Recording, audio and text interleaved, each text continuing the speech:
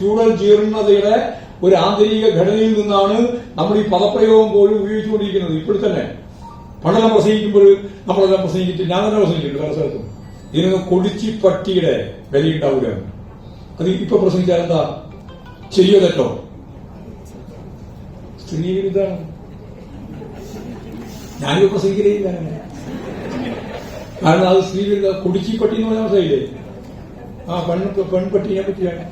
അപ്പൊ പെൺപട്ടി എന്ന് പറഞ്ഞാൽ എന്താ? പെണ്ണ് പണ്ടേ മോശം, നായ് പെണ്ണായാലും അതിനേക്കാളും മോശം. അതാ പ്രയോഗം.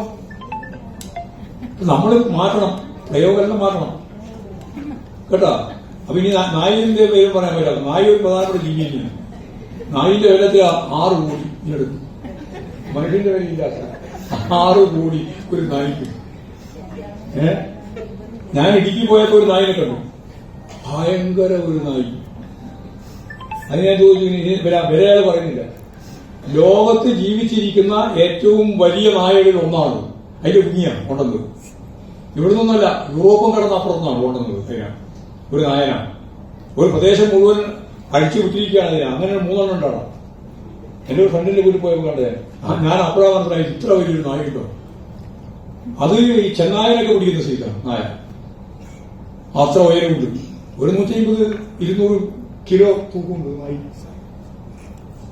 മനസ്സിലായി? നിങ്ങൾ തലയിൽ വന്നിട്ടില്ല.